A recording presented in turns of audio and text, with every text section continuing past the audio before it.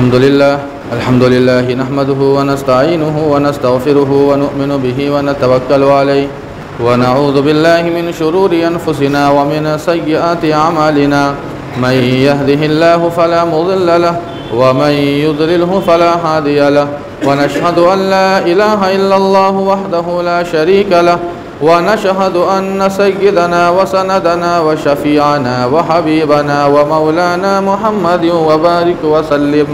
أما بعد قال الله تبارك وتعالى في كلامه المجيد والفرقان الحميد. أعوذ بالله من الشيطان الرجيم. بسم الله الرحمن الرحيم.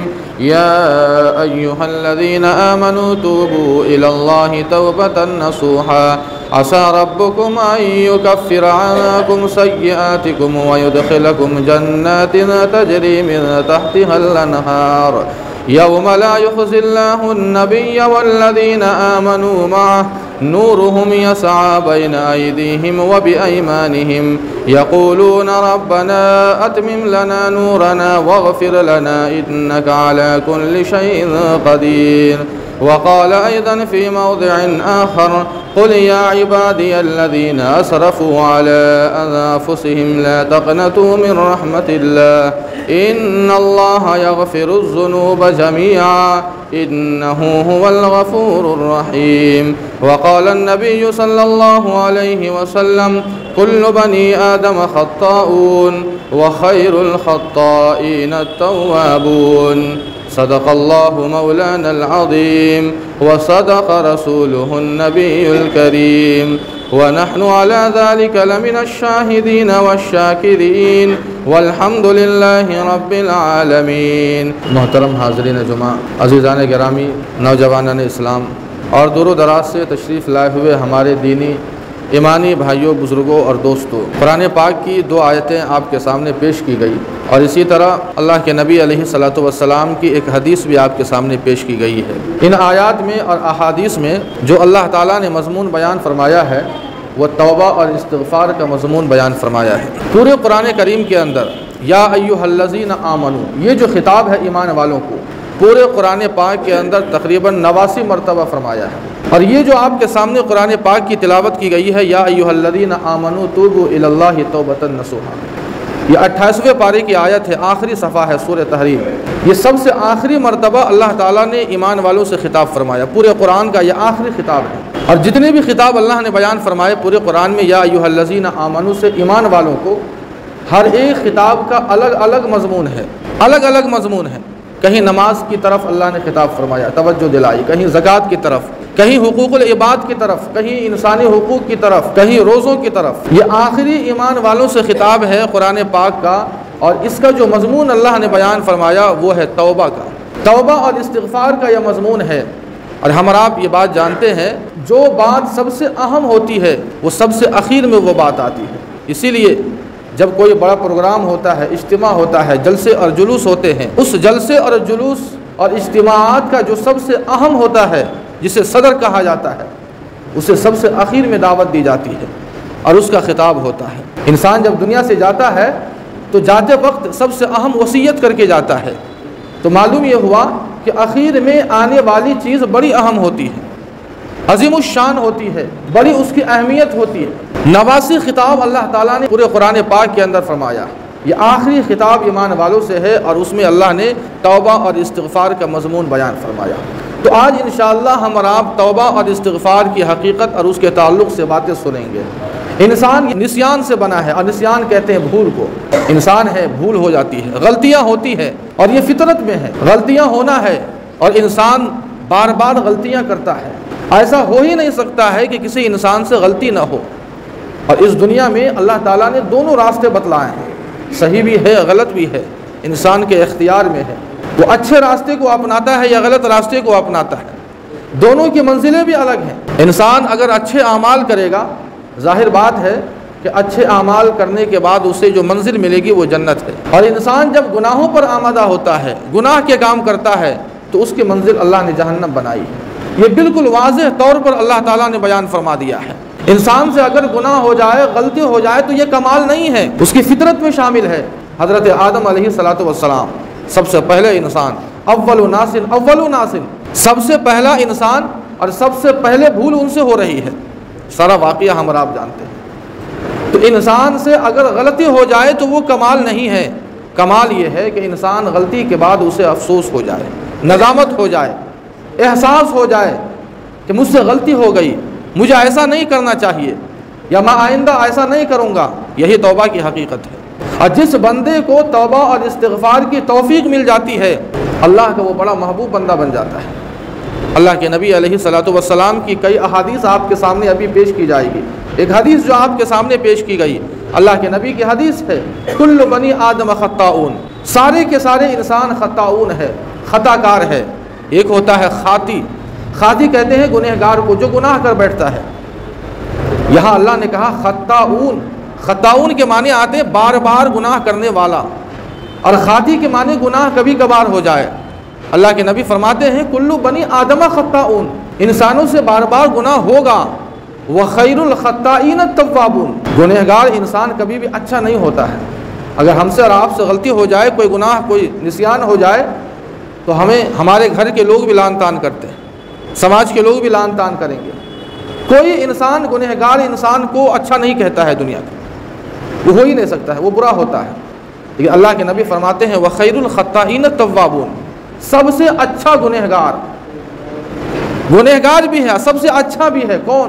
التوابون، جسے توبہ کی توفیق مل جائے، استغفار کی توفیق مل جائے۔ جس انسان کو توبہ اور استغفار کی توفیق مل جاتی ہے، اللہ تعالیٰ کی طرف سے اسے بڑی نعمت مل جاتی ہے۔ انسان کو نیکیوں کے مواقع بہت کم فراہم ہوتے ہیں، بہت کم، اور انسان نیکیوں کی طرف بہت کم مائل بھی ہوتا ہے، لیکن گناہ کی طرف انسان بہت جلد مائل ہو جاتا ہے، بڑا جلد مائل ہو جاتا ہے۔ اور دنیا میں انسان کے لیے گناہ کے بے شمار مواقع ہے، بے شمار مواقع ہے۔ خدا کو بھول جاتا ہے اس وقت کہ آخر میں کون سا گناہ کر رہا ہوں، کون سی غلطی کر رہا ہوں۔ حضرت موسیٰ علیہ الصلوۃ والسلام نے اللہ تعالیٰ سے پوچھا کہ اے اللہ، اگر آپ کا کوئی نیک اور صالح بندہ آپ کو یا رب کہہ کر پکارتا ہے تو اس کے جواب میں آپ کیا کہتے ہیں؟ اللہ نے فرمایا کہ میں اسے لبیک کہتا ہوں، کہ بندے میں حاضر ہوں۔ جب میرا کوئی نیک بندہ مجھے پکارتا ہے تو میں اسے لبیک کہتا ہوں۔ حضرت موسیٰ نے کہا کہ اگر کوئی آپ کا نافرمان بندہ، گنہگار بندہ اگر آپ کو یاد کرے یا رب کہے تب کیا جواب دیتے ہیں؟ اللہ نے کہا کہ میں اسے 3 مرتبہ لبیک کہتا ہوں، لبیک لبیک لبیک۔ ایک گنہگار انسان جس کی زندگی گناہ میں گزر رہی ہے، وہ اگر اللہ کو یاد کرے، اللہ اسے 3 مرتبہ کہتے ہیں کہ بندے میں حاضر ہوں، میں حاضر ہوں۔ اللہ جانتے ہیں یہ ٹوٹا ہوا بندہ ہے، یہ ٹوٹا ہوا بندہ ہے، اس نے دنیا کے سارے در کو چھوڑ دیا، میرے در پر آیا ہے۔ اللہ اپنے گنہگار بندوں کی طرف زیادہ توجہ دیتے ہیں۔ کپڑا بننے کی جو مشین ہوتی ہے آپ نے دیکھا ہوگا، دھاگا چلتا رہتا ہے، اور اس آدمی کی نظر ہر ایک مشین پر رہتی ہے، دھاگا چل رہا ہے، کپڑا بنائی ہو رہا ہے، لیکن جہاں دھاگا ٹوٹتا ہے اس پر نظر زیادہ ہوتی ہے۔ اگر کہیں دھاگا ٹوٹ جائے تو اس انسان کی نظر اس پر زیادہ ہوتی ہے۔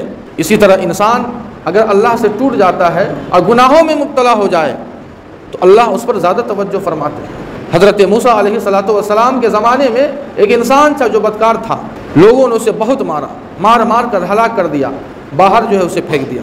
اللہ تعالیٰ نے حضرت موسیٰ علیہ الصلوۃ والسلام کو وحی فرمائی، وحی کی کہ اے موسیٰ، میرا ایک ولی، اس کی موت کا وقت قریب آ چکا ہے، بلکہ اس کی موت ہو چکی ہے۔ اللہ نے حضرت موسیٰ علیہ الصلوۃ والسلام کو وحی کی، میرے ایک ولی کو موت آ گئی ہے، اور کوئی بھی نماز جنازہ پڑھنے والا نہیں ہے، کفن دفن کوئی کرنے والا نہیں ہے، اس لیے آپ جائیے اور اس کی خبرگیری کیجیے، اس کی نماز جنازہ پڑھیے، اس کا کفن دفن بھی کیجیے۔ حضرت موسیٰ علیہ الصلوۃ والسلام دوڑتے ہوئے شہر کے باہر جاتے ہیں، دیکھتے ہیں کہ ایک نوجوان کی لاش پڑی ہوئی ہے۔ اللہ تعالیٰ نے حضرت موسیٰ علیہ الصلوۃ والسلام سے یہ بھی کہا کہ سارے شہر میں اعلان کر دو کہ جو میرے اس ولی کی نماز جنازہ میں شریک ہوگا، جو گنہگار ہوگا، اللہ اس کے تمام گناہوں کو معاف کر دیں گے۔ حضرت موسیٰ علیہ الصلوۃ والسلام نے اعلان کروا دیا شہر میں کہ دیکھو اللہ کے ایک ولی کی موت ہو گئی ہے، انتقال ہو گیا، اور اللہ نے مجھے کہا ہے کہ جو بھی اس کی نماز جنازہ میں شریک ہوگا اللہ اس کے گناہوں کو معاف کر دیں گے۔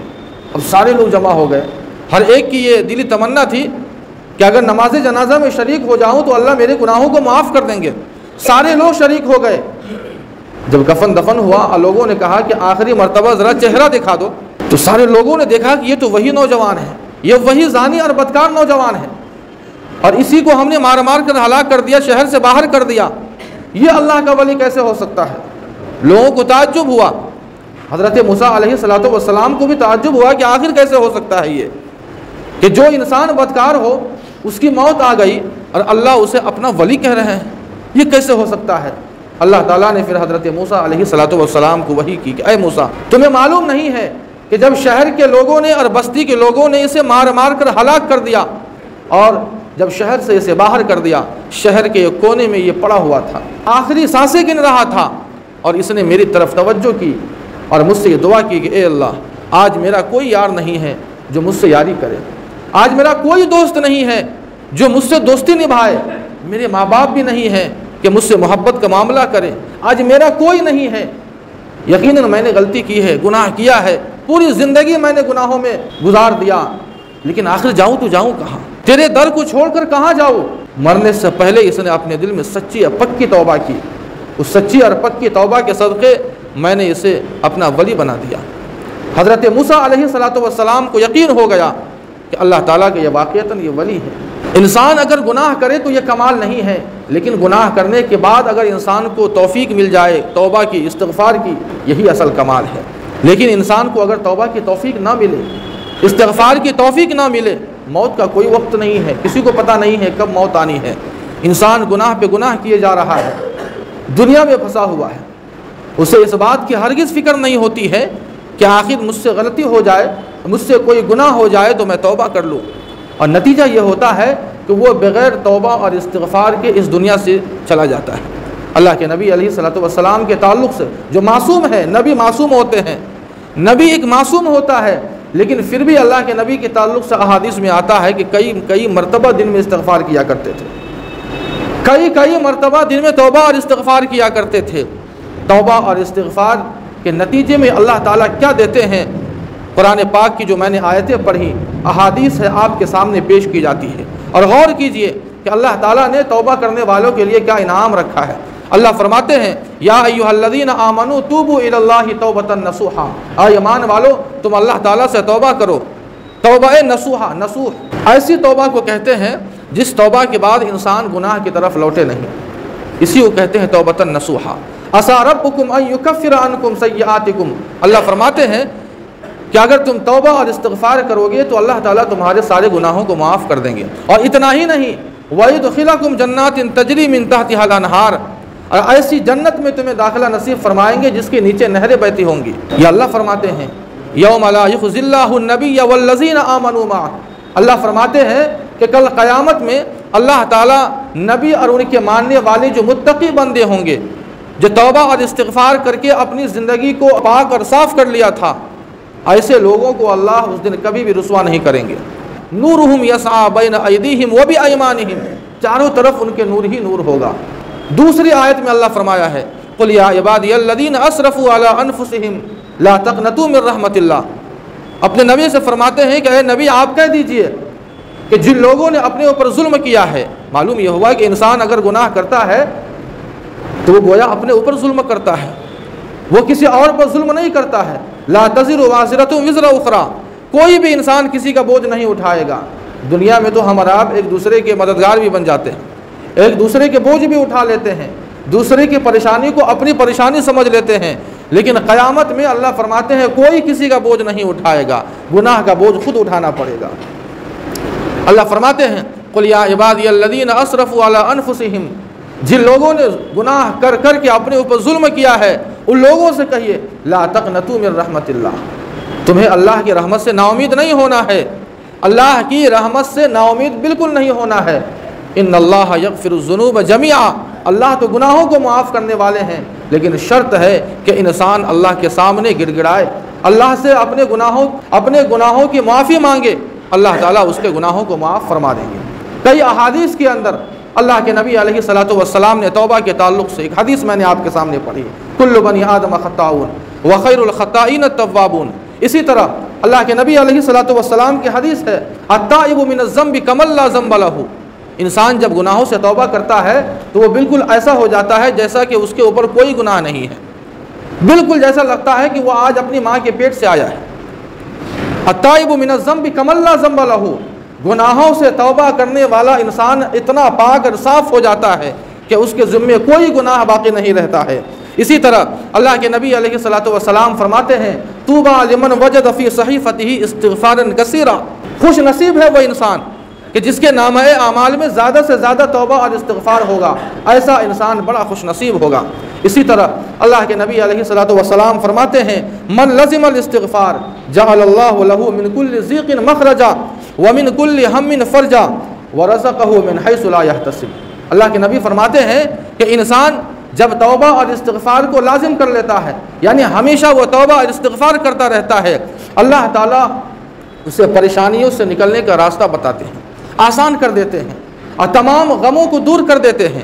وَرَزَقَهُ مِنْ حَيْثُ لَا يَحْتَسِبُ، اور اس توبہ اور استغفار کے صدقے اللہ تعالیٰ اسے ایسی جگہ سے رزق عطا فرماتے ہیں کہ اسے گمان بھی نہیں ہوتا ہے، اسے گمان بھی نہیں ہوتا ہے۔ بنی اسرائیل کے ایک نوجوان کا واقعہ آتا ہے، 99 اس نے قتل کیے تھے، 99۔ ایک عابد کے پاس جاتا ہے اور جانے کے بعد یہ کہتا ہے کہ میں نے 99 قتل کیے ہیں، کیا میرے لیے توبہ ہے؟ میرے لیے کوئی توبہ ہے؟ گناہوں سے معافی کا کوئی راستہ ہے؟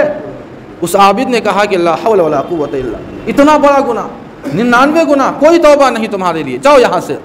اس آدمی نے سوچا کہ جب 99 ہو ہی گئے ہیں تو کیوں نہ سنچری پورا کر دیتے ہیں۔ اس بیچارے نے اس صوفی اور اس بزرگ کو بھی قتل کر دیا۔ اس کے بعد پھر ایک عالم کے پاس جاتا ہے اور اس سے پوچھتا ہے کہ میرے لیے کوئی گناہ، کوئی توبہ کا راستہ ہے؟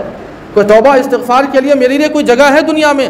کہا کہ ہاں، تمہاری توبہ قبول ہو سکتی ہے، تم نے 100 قتل کیے ہیں، تمہارے لیے توبہ قبول ہوگی، لیکن اس کے لیے تمہیں نصرہ نامی ایک بستی ہے، وہاں جانا ہوگا، وہاں بڑے بڑے مشائخ رہتے ہیں، بڑے بڑے علماء کرام رہتے ہیں، وہاں جاؤ، تمہاری توبہ قبول ہو جائے گی۔ یہ گنہگار بندہ جس کے سر پر 100 قتل کا جرم ہے، 100 قتل کیا ہوا انسان ہے، یہ اس بستی کی طرف نکل پڑتا ہے، بیچ راستے میں اس کا انتقال ہو جاتا ہے، اس کی موت ہو جاتی ہے، وہ بستی پہنچ نہیں پاتا ہے کہ اس سے پہلے اس کا انتقال ہو جاتا ہے۔ اب دونوں فرشتے موجود ہیں، جنت کے فرشتے بھی اور جہنم کے فرشتے بھی۔ جہنم کے فرشتے یہ کہہ رہے ہیں کہ میں اسے جہنم لے جاؤں گا اس لیے کہ اس نے 100 قتل کیے ہیں، اور جنت کا فرشتہ یہ کہتا ہے کہ میں تو اسے جنت لے جاؤں گا اس لیے کہ یہ توبہ اور استغفار کے ارادے سے نکلا تھا۔ اب جب معاملہ اختلاف ہوتا ہے، جب کوئی معاملہ مختلف ہو جاتا ہے، اختلاف آ جائے، تو اس کا ایک ہی راستہ ہے، عدالت۔ آپ عدالت میں جائیے، وہاں سے آپ کا معاملہ حل ہوگا، یہی راستہ ہے۔ یہ معاملہ اللہ کی عدالت میں پہنچا، اللہ کی عدالت میں یہ معاملہ پہنچا، چنانچہ جہنم کے فرشتوں نے کہا کہ اللہ میاں، جس نے 100 قتل کیے ہوں وہ آخر جنت کا کیسے مستحق ہو سکتا ہے؟ جنت کے فرشتے نے کہا کہ ہم اسے جنت لے جانا چاہتے ہیں، اس لیے کہ یہ تو توبہ اور استغفار کے ارادے سے نکلا تھا۔ اللہ میاں نے کہا کہ دیکھو، معاملہ حل ہوگا، شانتی بنائے رکھو۔ ایک طریقہ ہے، زمین کی پیمائش کرو، زمین کو ناپو، اس کی پیمائش کرو اور دیکھو کہ آخر یہ بندہ کس بستی سے قریب ہے، جس بستی کی طرف یہ توبہ کے ارادے سے نکلا تھا اس کے زیادہ قریب ہے یا جہاں سے آ رہا تھا اس کے قریب ہے۔ زمین کی پیمائش کی گئی، ناپی گئی، تو پتہ چلا، مفسرین نے لکھا ہے کہ وہ بندہ اس بستی کے قریب تھا جہاں وہ توبہ اور استغفار کے ارادے سے نکلا تھا۔ اب بعض مفسرین نے لکھا ہے کہ جو بالکل بیچوں بیچ تھا، بالکل بیچوں بیچ تھا، لیکن اللہ تعالیٰ نے سوچا کہ یہ بندہ توبہ اور استغفار کے ارادے سے نکلا ہے، اس بستی کی زمین کو اللہ نے سکڑنے کا حکم دیا جس بستی کی طرف یہ توبے کے ارادے سے اور استغفار کے ارادے سے نکلا تھا۔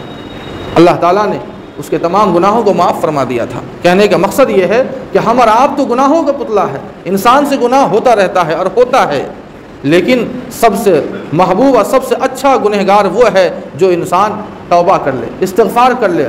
اللہ کے نبی کے تعلق سے ہم اور آپ سنتے ہیں کہ دن میں کئی مرتبہ استغفار کیا کرتے تھے، لیکن ہمیں اور آپ کو اس گناہ کے دلدل سے بچنے کا ایک واحد یہی راستہ ہے کہ ہم اور آپ توبہ اور استغفار کرتے رہیں، اور یہ ہمارے مذہب کی بڑی خصوصیت اہمیت ہے۔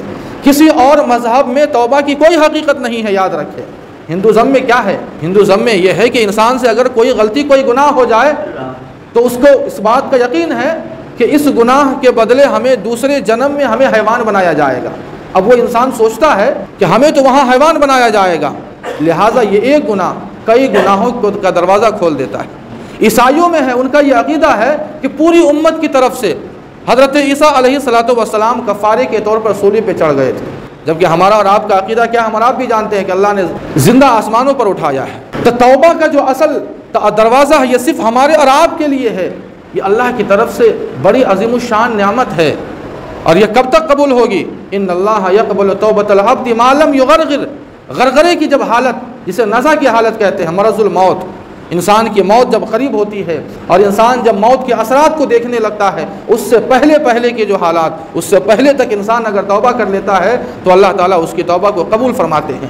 انسان اگر بغیر توبہ اور استغفار کے اس دنیا سے چلا جائے گا، یاد رکھے وہ انسان کبھی بھی کامیاب نہیں ہو سکتا ہے، اور مرنے کے بعد اسے جو سزا ملے گی اللہ تعالیٰ نے اس کے لیے مقرر کی ہے۔ اس لیے ہم اور آپ ہمیشہ یہ کوشش کریں کہ بار بار دن میں، پورے دن میں ہم بار بار ہم اور آپ توبہ اور استغفار کرتے رہیں، اللہ تعالیٰ سے توبہ اور استغفار کی توفیق مانگتے رہے، اللہ تعالیٰ سے اپنے گناہوں پر نادم ہوتے رہے۔ ندامت، الندمت توبہ، یہی اصل ہے، انسان کو ندامت ہو جائے، شرمندگی ہو جائے، احساس ہو جائے کہ مجھ سے غلطی ہو گئی، آئندہ نہیں کروں گا، یہی اصل توبہ ہے۔ اللہ تعالیٰ سے دعا ہے کہ اللہ تعالیٰ ہم سبوں کو توبہ اور استغفار کی توفیق عطا فرمائے، جو بھی باتیں کہی گئی ہے اللہ ہم سبوں کو ان باتوں پر عمل کرنے کی توفیق عطا فرمائے۔ وآخر دعوانا ان الحمد للہ رب العالمین۔